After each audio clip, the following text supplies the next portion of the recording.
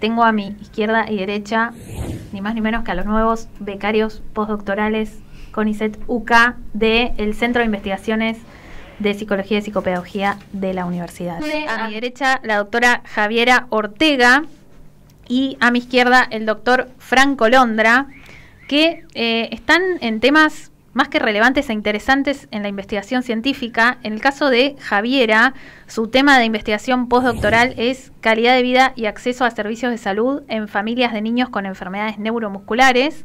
Y en el caso de Franco, lo tituló de esta manera, creo yo, con una pregunta que interpela, que es ¿en qué confiamos y qué recordamos de lo que vemos en Internet? ¿No? Está bien, sí, porque mis títulos suelen ser muy largos. Bien. Entonces no son muy... Para divulgar los contás así. Bueno, chicos, cuéntenme, así para la gente que nos escucha en la casa, alguien que no hace investigación, nos está escuchando, ¿por qué es importante lo que ustedes están investigando y cómo la vida los fue llevando a ser los nuevos becarios postdoctorales del CIP?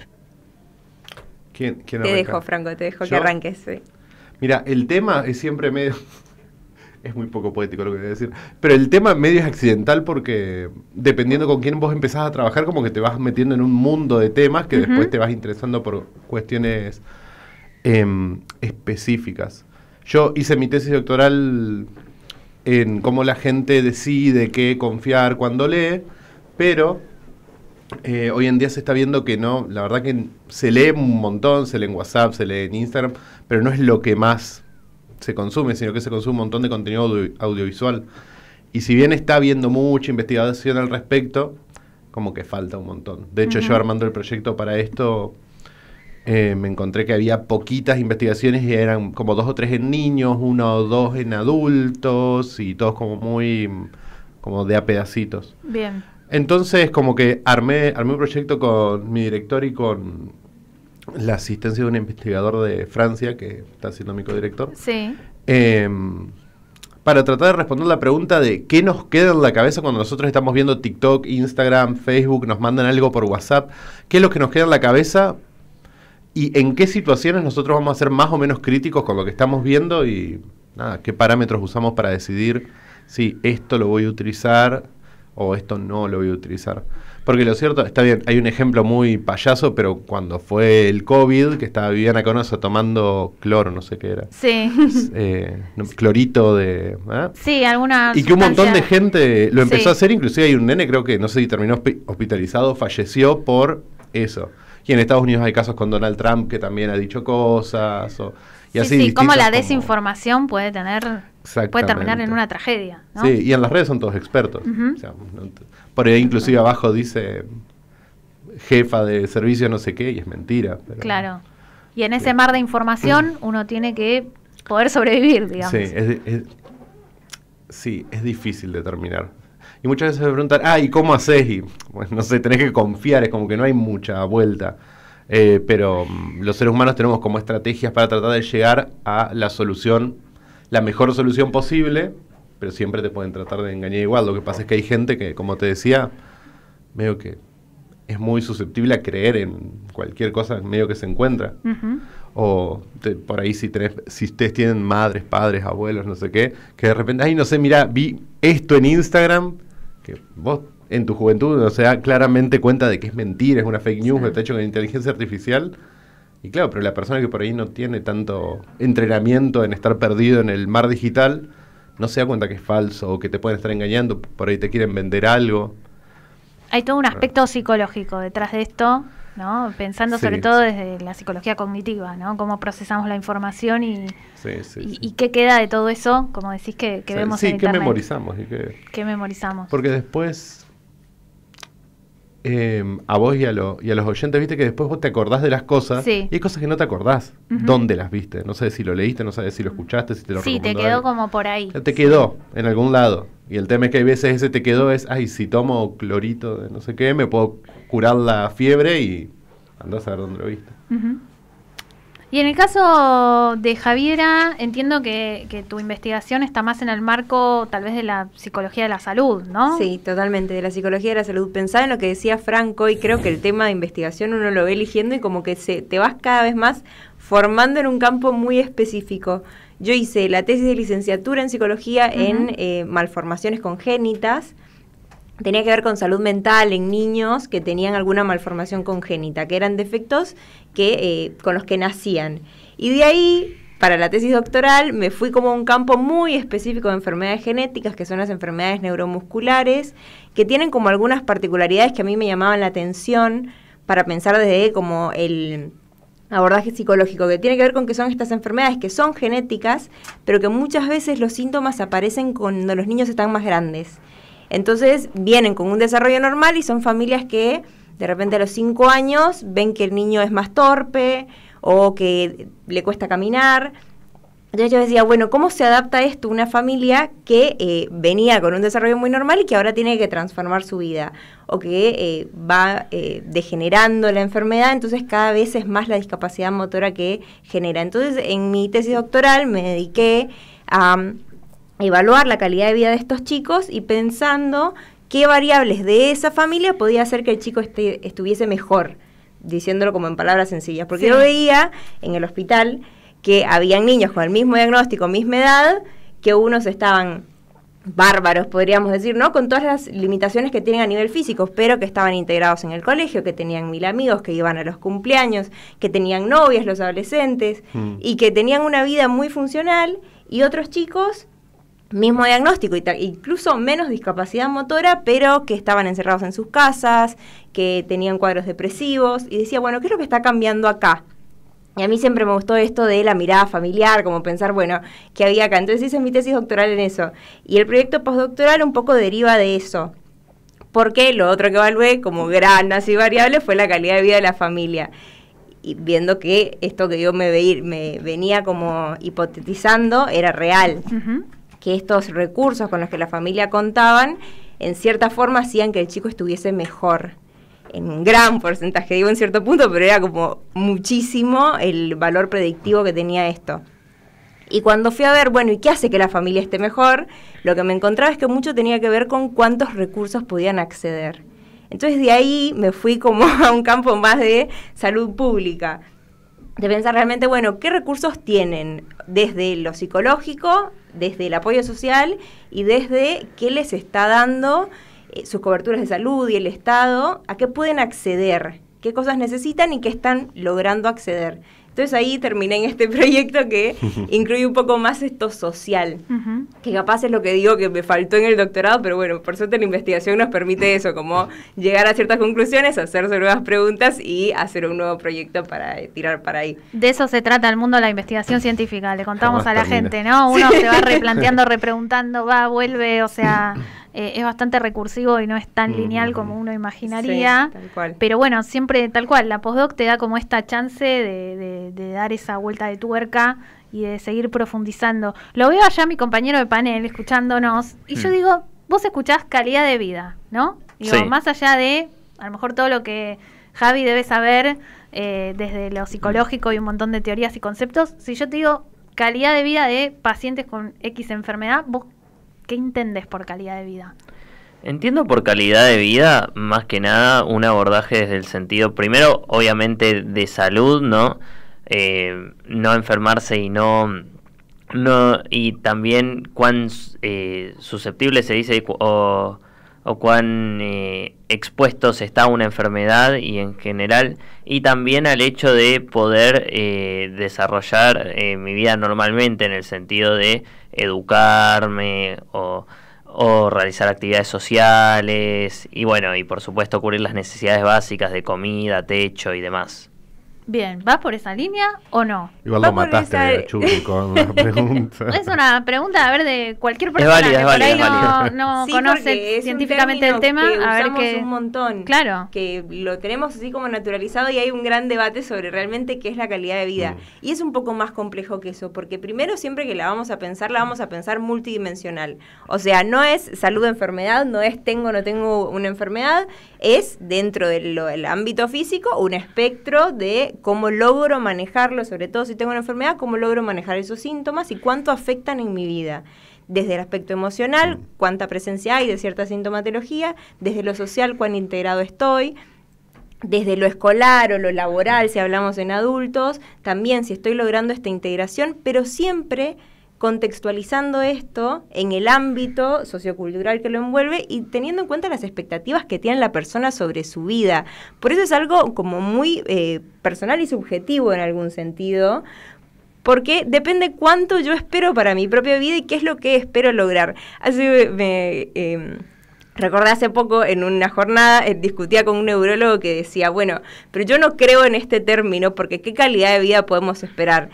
Y la que el paciente espere para sí mismo. O sea, justamente lo que nosotros queremos es que la persona pueda plantearse cuáles son sus objetivos y acercarnos lo más posible a esos objetivos que la persona quiere y desea para su propia vida. Por eso siempre este valor subjetivo de la calidad de vida es tan importante. Y entiendo que influye lo contextual, por lo que decías. Me pregunto en ese sentido, digo, qué importante que es que esto, por ejemplo, se esté estudiando en Argentina o no sé si puntualmente en Buenos Aires, porque quizás, no sé, hay estudios afuera, pero a lo mejor el contexto no es el mismo y entiendo que la calidad de vida, entonces, digamos, ahí como que algo varía. Tal cual, y hay algo acá muy importante del contexto que es cuáles son los servicios de salud con los que contamos acá en Argentina.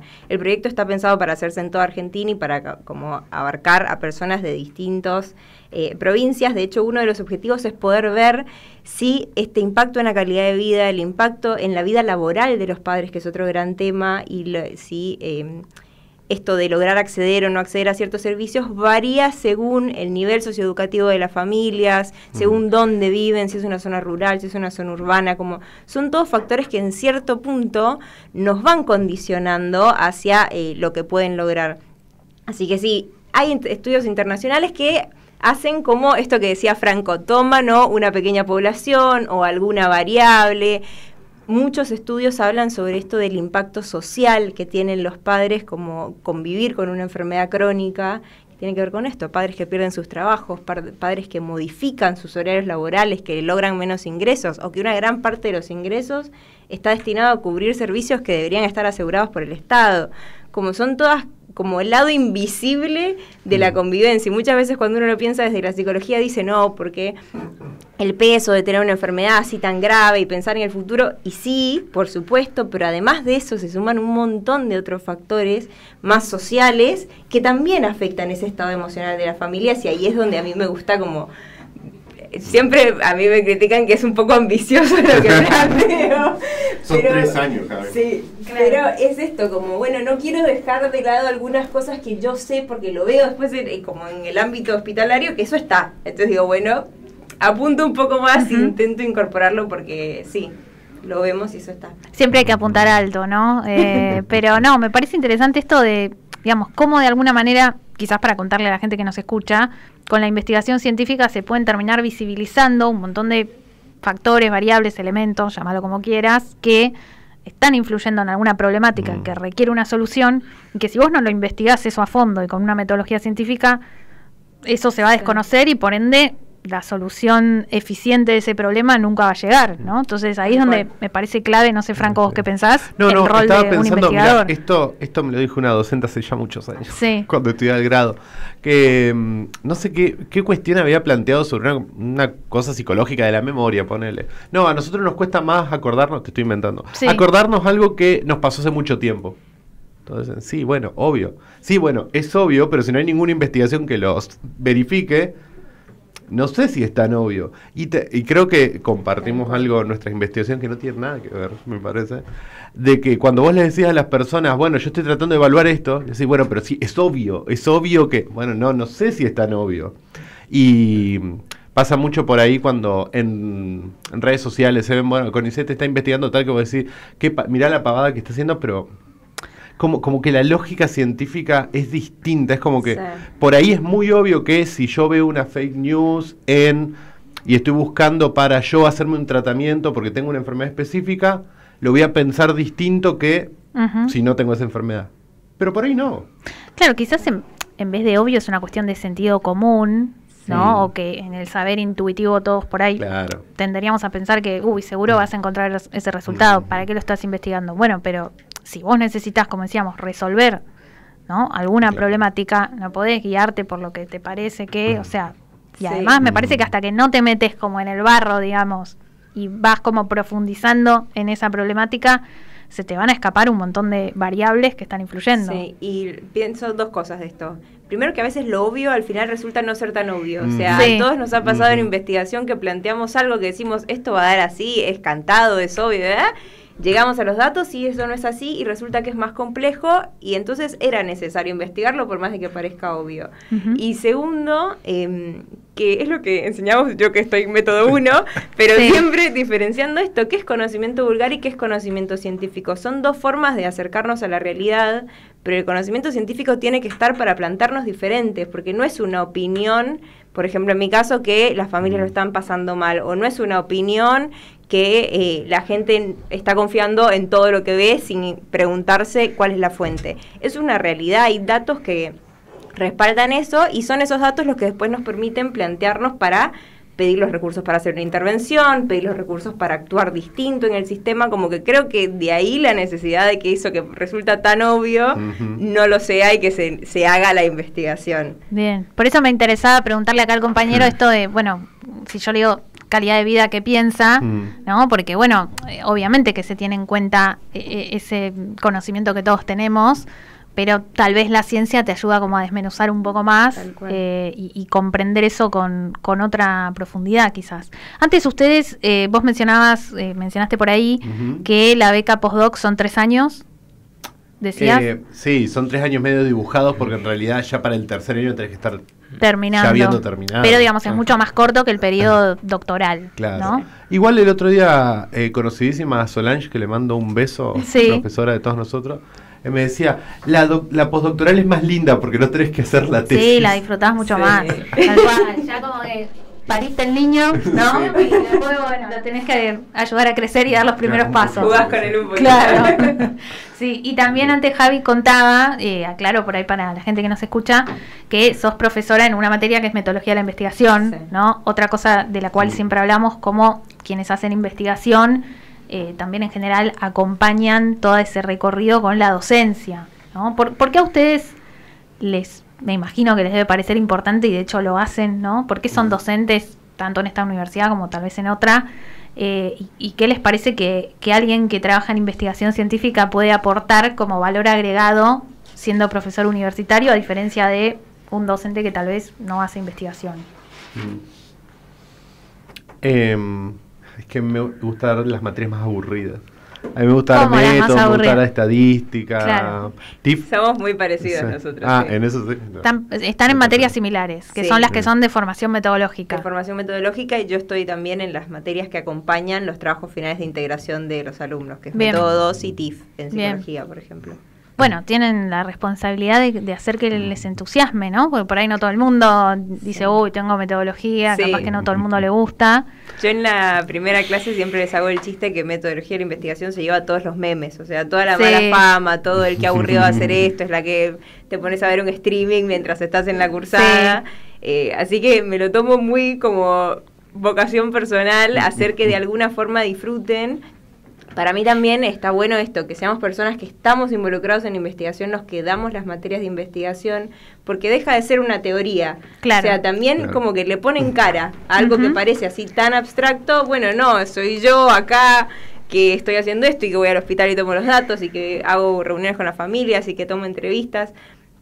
Y también como encontrar ese sentido, también es esto, transmitir vocación, que creo que es muy importante en como siempre que estamos educando. A mí me gusta decirles, yo sé que de todos ustedes tal vez uno se dedica a la investigación, porque eso es lo que venimos viendo en estos En años. porcentajes. En porcentajes, uno o menos por camada. Pero si todos sabemos que esto es lo que construye la ciencia en la cual vamos a ejercer, o sea, eso es un montón. Ujú. Que sepan que es una fuente, que cómo voy a buscar datos, que cuando leo algo, bueno, puedo basarme en esto, puedo confiar, no puedo confiar, está bien hecho esto, como para ayudarlos en su desarrollo profesional, como siempre me gusta pensarlo así. No sé, yo sé que no se van a dedicar todos a esto, pero es una herramienta más que tienen a la hora de ejercer como psicólogos. No, incluso para, por ejemplo, en este caso, bueno, ustedes están en la carrera de psicología como Estoy docentes. en ciencias. También en ciencias del comportamiento, ¿cierto? Pero digo, aún el que no se dedique después a la investigación, a lo mejor, no sé, se va a querer actualizar leyendo alguna Tal publicación científica, y si no tiene ese conocimiento de metodología, Que hay una preocupación. hay algo que no va a poder como comprender. Yo creo que hay veces que hay algo que a los alumnos no les llega, o no sé si no les llega, o no lo tienen en cuenta. Yo igual siempre fui muy como de, me gusta la filosofía y todas esas cuestiones, pero de la importancia de entender cómo se produce conocimiento, ya a un nivel más epistemológico, como Sí. ¿por qué esto es importante hacerlo así y no de otra forma? No sé, yo método, debo parecer un profesor chiflado, pero método yo lo doy con mucha pasión, además porque yo sé qué pasa cuando haces las cosas mal. Y yo sé qué pasa cuando haces las cosas bien. Y hay investigaciones muy famosas que, no sé, por ahí han visto noticias, no sé qué, que estaban mal hechas. Y han hecho tipo estos retracted re importantes de gente que son Sí. popes en sus Y temas. han hecho grandes daños también. También. Sí. Bueno, está el ejemplo de la vacuna y el autismo. Sí. Que hay toda una historia ahí. Y que sigue como dando vueltas a veces ese prejuicio Ujú. por esa moda que en su momento hubo de decir que determinadas vacunas generaban autismo, ¿no? Entonces padres que no quieren vacunar a sus hijos porque piensan que el hijo puede tener autismo, y en realidad, digamos, esto Sí. es producto de la Mm. mala praxis en ciencia, digamos, por decirlo así. Tal cual. ¿Alguna vez habías escuchado, ahora le pregunto al otro Franco, porque tenemos dos Francos acá, a mi compañero de panel, ¿alguna vez habías escuchado esto de por ahí como descubrimientos truchos, por así decir, que hubo en la ciencia y que generaron este tipo de daños? Más de una vez, porque aparte es como una cuestión constante de culpar a algo porque justo coincidió con otro hecho o demás. Por ejemplo, el hecho de las vacunas con el autismo, que quizás alguien ve los gráficos y dice, bueno, creció la repartición de vacunas y creció el autismo, pero cuando uno dice, bueno, se diagnosticaron más casos de autismo porque también se descubrió cómo diagnosticarlos antes y se amplió el plan de vacunación, dice, crecieron los dos gráficos por eso, no porque estén relacionados. De paso, hay algo muy gracioso que es gente que relaciona gráficos que no tienen nada que ver para mostrar esto. Sí. Por ejemplo, no sé, producción de armamento militar en Ucrania y reproducciones de Crazy Frog, no sé. Cualquier porque cosa, se claro. pueden comparar gráficos que funcionan igual, pero no necesariamente demuestran una correlación. Y acá pasa lo mismo, no es que crecieron los casos de autismo, es que ahora se están diagnosticando mucho más porque se van haciendo descubrimientos sobre el tema. Tal cual, y no siempre que hay una correlación entre variables, o sea, dos variables que van cambiando juntas, por así decir, hay causalidad, ¿no? Entonces, ahí también otra cuestión. Y esto nos lleva a tu tema de investigación, ¿no? O sea, digamos, hasta das dónde cuenta, creemos en sí. eso que vemos. Sí, sí. Igual lo mío es más a nivel heurístico, si querés. No sé, es que... Te pusiste profundo. No, lo que pasa es que no sé cuánto decir y cuánto no, porque la verdad que tiene como 1000 variables metidas y es medio... Sí. lío. Pero ¿por qué decías esto de lo heurístico? Porque la gente, heurísticos son como reglas rápidas de decisión que tiene la gente en la cabeza que usa para guiarse en la vida cotidiana. Y normalmente, ¿leíste el libro de Kahneman? Sí, determinados sesgos, digamos, por así decir. Sí, formas de como pensar. vías rápidas de Guías pensar. De resolver, sí. Guías rápidas. Preseteos. Ujú. Y claro, cuando no querés hacer esfuerzo, estás mirando... ¿Sabes por qué me interesó esto? A ver. Porque tengo una amiga, Cami, te mando un saludo si lo escuchás, que de repente yo la vi haciendo velas. Y nunca le habían interesado las manualidades. Nunca. Me empieza a mostrar el Instagram y yo veo, lo único que le salían eran velas. Ujú. Y lo empecé a notar en un montón de gente. Que de repente estaba haciendo cerámica y le veías el feed de Instagram y era todo cerámica. Sí. Y así con un montón, cosas de fitness, cosas de... Entonces, no sé, a mí me resulta, ¿por qué la gente está decidiendo hacer algo que le aparece tipo espontáneo? Y si vos le preguntás a la persona, no tiene noción de dónde vino ese interés. También. Es como que de golpe empezó a hacer velas. De golpe o empezó a arrancó. hacer cerámica. Claro, la pregunta en el fondo sería, ¿qué está pasando que no nos damos cuenta que nos lleva a querer hacer cosas? Bueno, el Estamos famoso siendo algoritmo esclavos también, del, ¿no? del algoritmo, Claro. sí, tal Claro. cual. Pero al mismo tiempo hay un montón de investigaciones que aparecen en el libro de Kahneman y Sí. posteriores sobre la accesibilidad a la información. Por ahí se conoce esta anécdota de que en una película le ponían, creo que tome Coca-Cola o tome Pepsi, no me acuerdo cuál era de las dos, y después salían del cine en el intermedio y compraban esa gaseosa más que la competencia. Ujú. que esas investigaciones están recontra criticadas porque la verdad que son efectos muy chiquitos que... y entra medio como en ese universo de efectos como... Pero es curioso también que con todo esto del algoritmo que te va como retroalimentando tus intereses, eso sí tiene que ver. Es una interesante como- pregunta, ¿no? Que Yo todos soy- nos hacemos hoy. Soy Sí. fanática del tema de investigación de Franco. Sí, no tiene sí, nada que ver con a el mío, todos pero nos gusta. siempre que puedo escucharlo lo escucho porque sí, o sea, nos interpela, creo, en nuestra vida diaria. Es Ujú. tomar decisiones en base a la información que vemos, pero sí, no estamos conscientes de qué vemos y por qué le vemos y por qué queremos y no lo otro, es muy... Y acá no tanto, vieron que hace un tiempo había arrancado como una movida de enseñarles herramientas digitales a los abuelos. Sí. Como, ¿para qué? Primero para que no los estafen, para que sepan usar el banco, por un montón de para que puedan pedir turnos online, no sé Sí. qué. Pero en Europa, en Estados Unidos, acá, bueno, más, no tanto.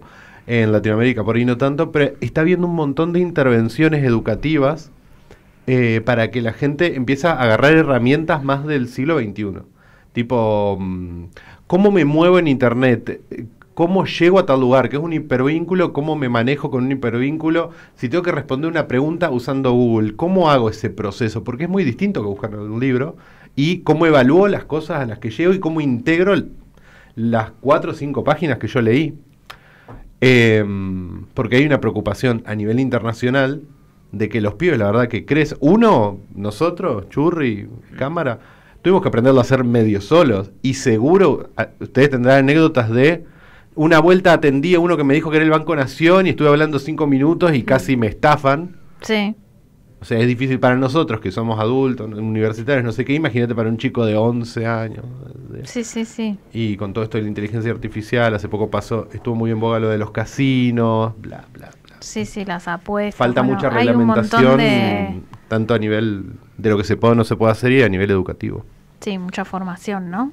Hay mucha información y a veces hay poca formación. Sí, la tecnología creo que avanza más rápido de lo que sabemos cómo la usamos como seres humanos, ¿no? Tal cual, y de lo que nos preguntamos Ujú. sobre eso que todos usamos, ¿no? Tal cual, sí. A veces no tenemos ni tiempo de frenar y preguntarnos qué estamos haciendo. Igual el otro día, Javi, vos viniste de un congreso, ¿no? Sí. Y hablando de tecnología, que contabas lo de los exoesqueletos, no sé qué, yo quedé fascinada, fascinadísima. Porque hace poco, cuando fue en junio, tuve la oportunidad de ir al Cure SMA, que es Sí. el congreso más grande de SMA, que es una de las enfermedades con las que yo trabajo. Ujú. Se hace en Estados Unidos y todos nos reíamos en el centro de investigaciones porque se hace siempre en Disney. Wow. Entonces estuve en Disney, O sea, ahora sí California, fue- fui a Disney, California a un congreso. Se hace en Disney, Ujú. para mí eso es muy lindo de ese congreso porque está pensado para profesionales y para familias. Entonces hacen en un mismo lugar el congreso y mientras los profesionales están en el congreso, las familias pueden ir a escuchar las charlas para profesionales y hay charlas para familias en paralelos que vos también como profesional Qué puedes bueno. ir. Está muy bueno porque hace como entrecruce, era muy gracioso porque tenía muchas actividades que estaban los personajes de Disney y había carreras de los pacientes contra sus médicos, todos en sillas de ruedas, muy gracioso. Y esto de la tecnología era una locura. Yo que justo estaba muy metida en todo el tema de equipamiento y demás para los chicos, les decía, todos los adolescentes que ya tenían una discapacidad muy severa en sus miembros superiores, o sea, en sus brazos, tenían brazos robots. Y claro, como que manejaban con un pequeño joystick en su silla, Sí. un brazo robot que les alcanzaba un vaso, lo movían, se comían con el brazo robot. Era una cosa que era demencial y que jamás lo había visto acá y por eso vuelvo a esto, de la importancia del contexto. Tal cual. Porque ellos tienen acceso a cosas que nosotros acá no tenemos, Exacto. entonces se pueden pensar otras cosas. Entonces, importante tener nuestros propios valores, nuestras propias como mediciones de qué está pasando acá y qué cosas se pueden acceder o no, porque la realidad es que en estas enfermedades, las guías de abordaje, qué deberían usar, cuánto tiempo, si tienen una silla de ruedas que los pone de pie, que los acuesta, que todo eso que está indicado está pensado para contextos que primero son más amplios. Si uno, no sé si fueron a Estados Unidos alguna vez, se imagina los lugares, las puertas son gigantes, los techos Sí, son todo gigantes, es extra todo large. es extra grande, que Sí. en términos de accesibilidad es bárbaro. que acá eso no sucede. Estamos a años luz. Entonces, Sí. de repente vos le decís a una familia, bueno, tiene que tener 3 sillas de ruedas el chico. ¿Dónde la pongo? Claro. No me entre en la casa. Claro. Bueno, tienen que poderla subir al auto. No me entre en el auto. El chico quiere manejar. Bueno, no hay autos adaptados. Como hay un montón de cosas que uno tiene que poder pensar en contexto. Para mí fue muy bueno ir y ver a qué uno puede aspirar también, pero después volver a la realidad y ver, bueno, qué tenemos acá y qué podemos hacer. Como Wow. eso me pareció muy Por ahí interesante. nada que ver, pero no se había hace unos años medio viralizado un tipo, creo que era de acá, que hacía con impresión 3D unas cuestiones, no me acuerdo si eran prótesis. Como prótesis. Pero creo que Sí. sí era para tipo enfermedades neurodegenerativas. Algunos. Sí, hay un montón de Hay un montón desarrollos de desarrollos. tecnológicos ahí. Hace poco estuvo la Expo Ortopédica, si hay alguien que esté Sí. escuchando y le interesa, pero yo fui 2 años y siempre es muy interesante ir y ver qué hay de esto, de equipamiento, de prótesis, qué hay de nuevo. Y había mucho de impresiones 3D. Hace unos años fui y quedé impresionada porque yo trabajo mucho con discapacidad motora, por ejemplo, pero visual no hago nada. Y Sí. de repente estaba ahí probando unos anteojos que tenían cámaras para llamar por videollamada con un parlante al lado de la oreja. Entonces llamaban al familiar que tenían en contacto de emergencia y les podía decir qué estaba viendo para orientarlos en la calle. Y era algo creado acá, medio adaptado. Y dije, claro, esto es una locura. De repente tenemos un montón de tecnología, un montón de cosas que están buenas y que no se conocen muchas veces a menos que uno esté en el mundito. Y esa es otra de las cosas que yo siempre hablo de, bueno, estar en el mundito, que es para la familia también estar en el mundito. Obvio. Muchas veces es contactarlos con la persona correcta que les pueda decir, ojo que existen unos anteojos Sí. que podés usar. Y eso tampoco se da. Como cuando uno piensa en acceso a la salud, piensa, bueno, que le den la silla de ruedas, pero a veces es que le den la información Ujú. del grupo de familias con quien puede hablar, que le den información del abogado que sabe hacer los trámites. Como que vieron un mundito. Cada vez que hablo salen nuevas variables así de complejo. es No, el y eso proyecto. entiendo que también hace a la calidad de vida, ¿no? Tal cual.